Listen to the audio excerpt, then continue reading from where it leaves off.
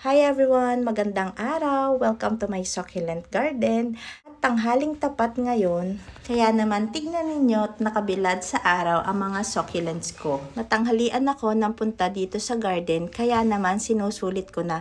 At kahit hindi na nakababad sa araw si variegated Mrs. Richards, litaw pa rin ang kanyang ganda. Pagkatapos kong maglibot sa garden, ay naghanap naman ako ng iba pang gagawin. Kaya naman nilinis ko itong aking propa tray at pinili ko yung mga dahon na pwede pang maipropa. At nahagip ng mata ko itong aking variegated apricot. June 12 dumating sa akin to and naka-uproot ito. Galing din ito kay Balangabang Succulent Bouquet. At tignan ninyo, may mga new roots na siya. Umikot na naman ako at naghanap ng gagawin at ito nga't nakita ko ang cuttings ng aking super bomb. Ang liliit pa rin nila kaya naman napabili ako ng isa pa, yung malaki na. Diba? Pero ngayon aayusin ko siya kasi nakita ko yung iba nakatumba tapos madaming weeds. Kaya ayan. O diba? Ang liliit pa rin hanggang ngayon. Itong cuttings ko ng super bomb is naka rain or shine na dahil may mga roots na rin naman ito.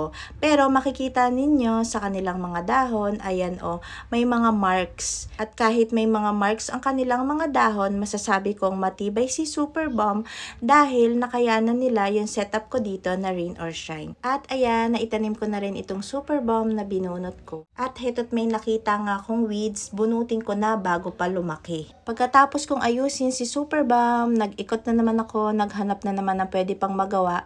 So ito nga, nagtanggal ako ng mga weeds, sa mga dry leaves, ayan, at nagpugod-pugod ako ng mga succulents na gusto kong ipropa.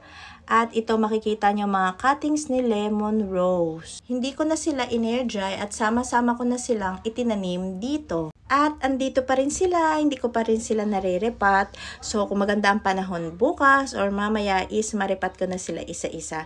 So hanggang dito na muna ang aking vlog for today. Thank you for watching mula sa aking succulent garden. Happy planting, happy gardening sa ating lahat.